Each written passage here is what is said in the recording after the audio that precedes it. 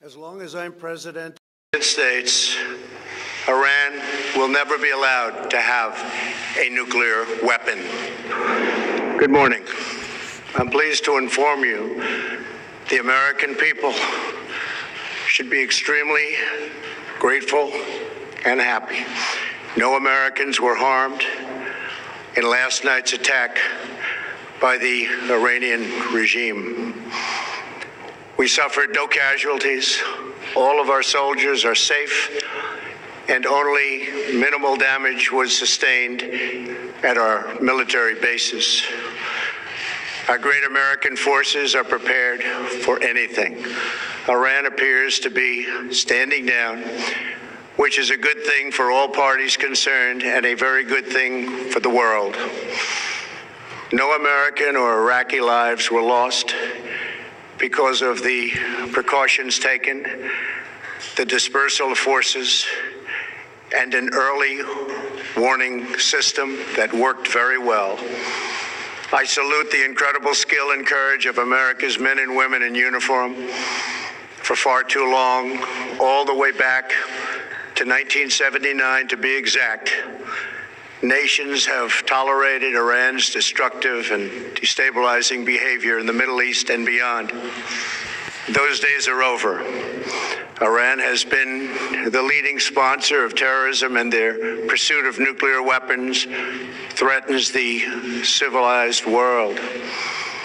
We will never let that happen. Last week, we took decisive action to stop a ruthless terrorist from threatening American lives. At my direction, the United States military eliminated the world's top terrorist, Qasem Soleimani. As the head of the Quds Force, Soleimani was personally responsible for some of the absolutely worst atrocities. He trained terrorist armies, including Hezbollah, launching terrorist strikes against civilian targets. He fueled bloody civil wars all across the region. He viciously wounded and murdered thousands of U.S. troops, including the planting of roadside bombs that maim and dismember their victims. Soleimani directed the recent attacks on U.S. personnel in Iraq that badly wounded 4 service members and killed 1 American, and he orchestrated the violent assault on the U.S. Embassy in Baghdad. In recent days, he was planning new attacks on American targets, but we stopped him. Soleimani's hands were drenched in both American and Iranian blood. He should have been terminated long ago.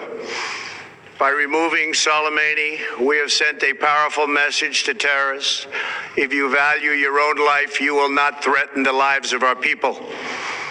As we continue to evaluate options in response to Iranian aggression, the United States will immediately impose additional punishing economic sanctions on the Iranian regime.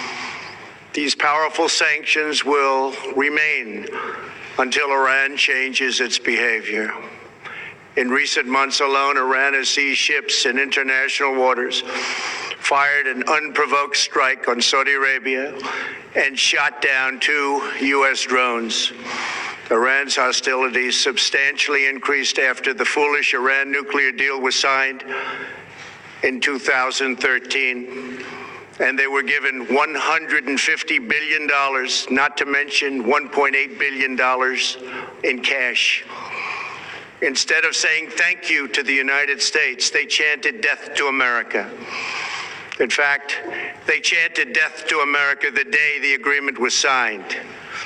Then Iran went on a terror spree, funded by the money from the deal, and created hell in Yemen, Syria, Lebanon, Afghanistan, and Iraq. The missiles fired last night at us and our allies were paid for with the funds made available by the last administration. The regime also greatly tightened the reins on their own country, even recently killing 1,500 people at the many protests that are taking place all throughout Iran. The very defective JCPOA expires shortly anyway and gives Iran a clear and quick path to nuclear breakout. Iran must abandon its nuclear ambitions and end its support for terrorism. The time has come for the United Kingdom, Germany, France, Russia, and China to recognize this reality. They must now break away from the remnants of the Iran deal, or JCPOA. And we must all work together toward making a deal with Iran that makes the world a safer and more peaceful place. We must also make a deal that allows Iran to thrive and prosper and take advantage of its enormous untapped potential. Iran can be a great country. Peace and stability cannot prevail in the Middle East as long as Iran continues to foment violence, unrest, hatred, and war. The civilized world must send a clear and unified message to the Iranian regime. Your campaign of terror, murder, mayhem will not be tolerated any longer. It will not be allowed to go forward. Today, I am going to ask NATO to become much more involved in the Middle East process. Over the last 3 years, under my leadership, our economy is stronger than ever before, and America has achieved energy independence. These historic accomplishments change our strategic priorities. These are accomplishments that nobody thought were possible. And options in the Middle East became available. We are now the #1 producer of oil and natural gas anywhere in the world. We are independent, and we do not need Middle East oil. The American military has been completely rebuilt under my administration at a cost of $2.5 trillion. U.S. armed forces are stronger than ever before. Our missiles are big, powerful, accurate, lethal, and fast. Under construction are many hypersonic missiles. The fact that we have this great military and equipment, however, does not mean we have to use it. We do not want to use it. American strength, both military and economic, is the best deterrent. 3 months ago, after destroying 100% of ISIS and its territorial caliphate, we killed the savage leader of ISIS, al-Baghdadi, who was responsible for so much death, including the mass beheadings of Christians, Muslims, and all who stood in his way. He was a monster.